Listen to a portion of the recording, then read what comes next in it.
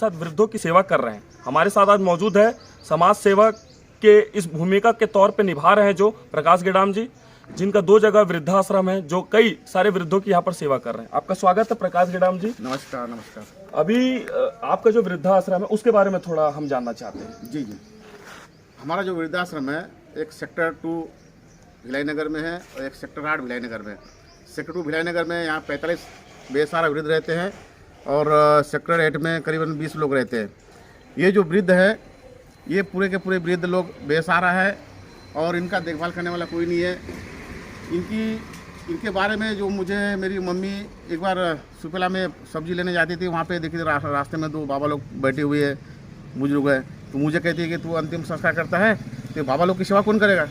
अभी तक के कितना अंतिम संस्कार कर चुके होंगे आप?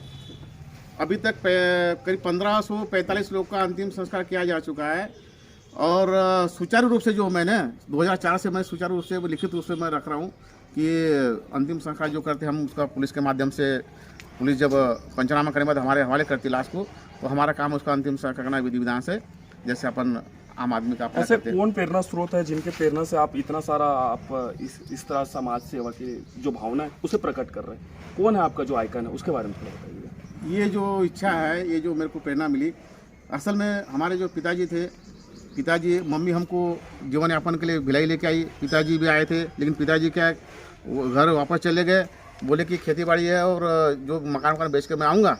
तो पिताजी का वहाँ पे अचानक स्वास्थ्य बिगड़ गया है और उनका वहाँ पे देहांत हो गया। और देहांत होने के बाद में 6 माह बाद पता चला हमें कि उनका अंतिम संस्कार गांव के लोगों ने किया है और हमारा कोई योगदान नहीं है। हम 4 भाई 2 बहन होने के बाद भी हमारा कोई पापा के इसमें योगदान नहीं, हमारा अंतिम संस्कार करने में सेवा कौन की क्या किया। तो मैंने एक प्रण लिया था वहाँ पे। जब मैं गाँव गया तो वहाँ के गाँव के लोगों ने बोला कि आपके पिताजी का संस्कार हमने किया। कोई बोला कि मैंने दवाई ला के दी, मैंने भोजन बनाया। तो मैंने कहा कि अब मैं जब जाऊँगा कुछ कमाने लायक होऊंगा, पैसा बचाऊँगा, 20% 25% अपने पिताजी की याद में अंतिम संस्कार में और बाबा लोग की सेवा करूँगा।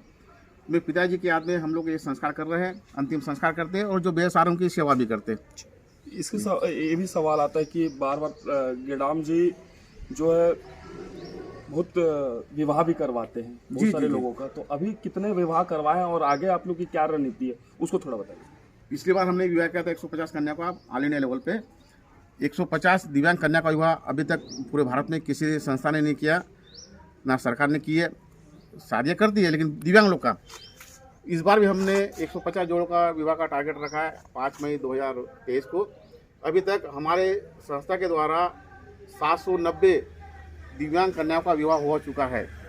अब इस बार अलग है और विवाह जो है हम अखिल भारतीय परिचय सम्मेलन कराते हैं। परिचय सम्मेलन में जो ऑल इंडिया लेवल पे जो लोग आते हैं हर राज्य के, और परिचय सम्मेलन में जो जोड़े बनते हैं उसका हम लोग एक माध्यम से परिचय कराकर और जोड़े बनाकर विवाह कराते।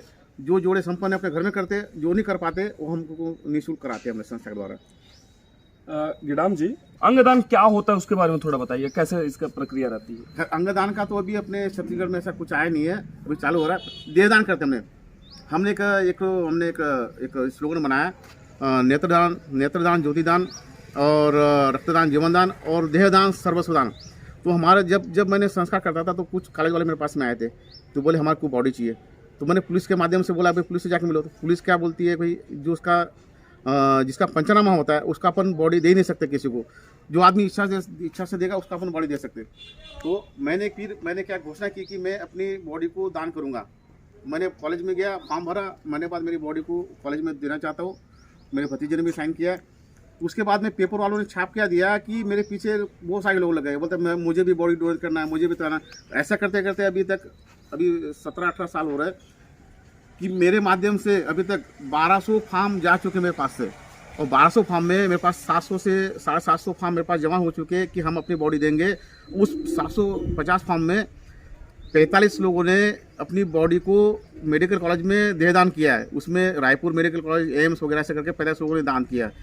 तो सबसे पहले मैंने दान किया था, घोषणा की थी। मैं घोषणा नहीं करूँगा, मैं किसी को कैसे बोलूँगा कि आप अपनी बॉडी को दान करोगे, क्योंकि हमारे देश में शगुन आदिवासी चलता है। बॉडी दान करना भी बहुत बड़ा पुण्य, मतलब बहुत कठिन काम है, क्योंकि परिवार को राजी होना चाहिए तभी अपन बॉडी डोनेट कर सकते हैं कॉलेज में। एक अंतिम सवाल था मेरा, जैसे कि हर बार ये बात आता है कि जैसे आज के युग को जो देखा जाए, कलयुग है अभी का युग, और इसमें देखा जाता है कि पहले का जब सतयुग चलता था तो राम जी जब थे तो उनके माँ बाप कहते थे तो 14 वर्ष की वनवास चले जाते थे, और अभी का युग ऐसा आता है कि वृद्धाश्रम में भी लोग मजबूर हो जाते हैं कि अपने माँ बाप को उल्टा वृद्धाश्रम में। जी तो जी। इसको आप किस तरह देखते हैं और क्या कहना चाहेंगे, क्यों ऐसा आज जो युग में ऐसा बदलाव आया जिसके कारण आज माँ बाप को ठोकर खाते हुए वृद्धाश्रम पहुंचना पड़ रहा है? क्या कारण होगा, किस कारण ऐसे हो रहा है कि आज उस समय और इस समय जो समय का जो परिवर्तन हुआ क्या है? बहुत बढ़िया सवाल है। इसका सबसे बड़ा एक कारण है कि आज के जो युवा लोग हैं वो सेल्फिश हो गए, चाहे बहू हो, चाहे बेटा हो, चाहे कोई भी हो, सेल्फिश हो गए। वो अपने अकेले जीवन जीना चाहते हैं,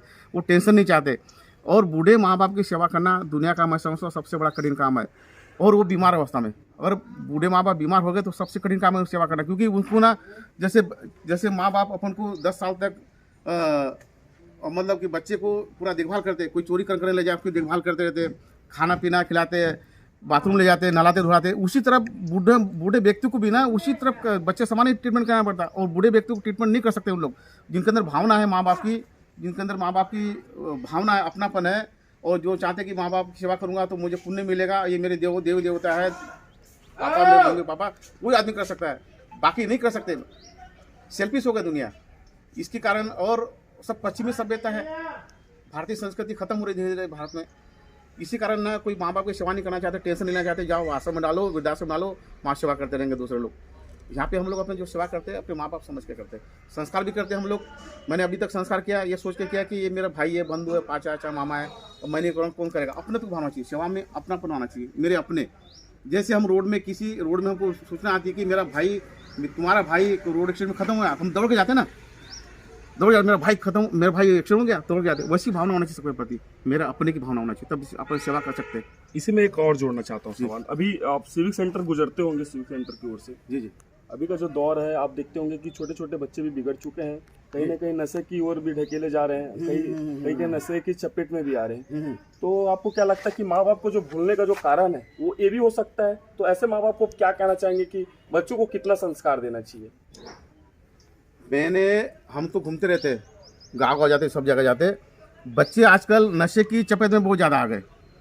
आजकल सुलोसन रुमाल पकड़े पता नहीं क्या क्या सुनते रहते, सुलोसन सुनते। और मैं एक बार ऐसी घूमते हुए चले गए थे हम लोग, चलो चलते करके, तो मुझे कॉलेज के लड़के लोग बोलते हैं अंकल इसमें कौन सी अच्छी दारू लगेगी, कौन सी कंपनी की दारू लगेगी। मुझे ऐसे बात करते, तो मैंने बेटा हम तो दारू पीते नहीं, हम तो ऐसे घूमने आए थे, देख रहे थे कि पता चला कि कॉलेज के बच्चे लोग दारू पीते, हम देखने आए थे। तो आप ऐसे क्यों करते अंकल? क्या करें, टेंशन है, और मतलब टेंशन नहीं, पैसा है, पैसा आपको मिल रहा है घर से और खर्चा करना कुछ नहीं है, तो आप दारू पी रहे हो, यही पैसा किसी गरीब को दो, दिन दुखी को दो, नहीं।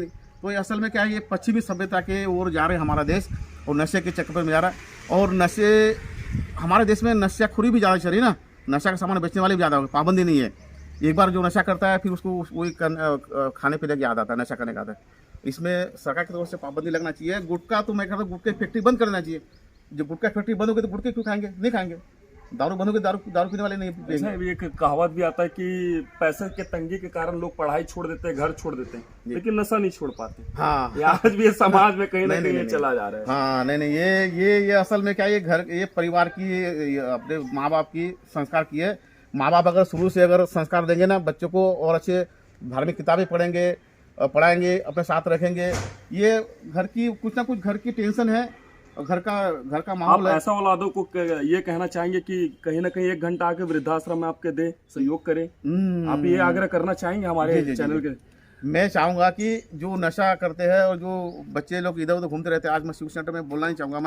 मैंने देखा कि बच्चे, लड़कियाँ और सिगरेट पीती रहती है और बियर पीती रहती है। मैंने देखा बियर पीती रहती है, सिगरेट पीती रहती है। और जो माहौल भिलाई का, मतलब ये बहुत ज़्यादा, वो सब बाहर के लोग हैं, भिलाई के नहीं है। जो बाहर के बच्चे पढ़ने आते हैं ना, वो जानते हैं कि यहाँ पे हम कोई देखने वाला नहीं, इसलिए वहाँ पे खुलेआम ये करते रहते, व्यवहार करते रहते, दारू पीते, सिगरेट पीते। नहीं करना चाहिए। कृत्य जो है वहाँ पर देखा जाए तो माहौल बहुत गंदा होता है, परिवार का गुजरना वहाँ से दुष्पर्ण हो चुका है, और कहीं ना कहीं वहाँ से प्रशासन भी रोक लगा रही है लगातार। अभी जो नए पुलिस अधीक्षक जी आए वो लगातार कार्रवाई भी कर रहे हैं, वहाँ पर सचेत कर रहे हैं। अभी 2 पहिया वाहन में जो 3 सवारी जा रहे हैं उस पर भी कंट्रोल करने का प्रयास कर रहे हैं। गिडाम जी, मेरा ये सवाल था कि एक मतलब ऐसा मार्गदर्शित कैसे करें कि लोग आज संस्कार की ओर जाए, और वो जो जैसे अलग कृत्य में जो चले गए वो कैसे अच्छे समाज के कृत्य में आए, उसको किस तरह कहना चाहेंगे समाज को?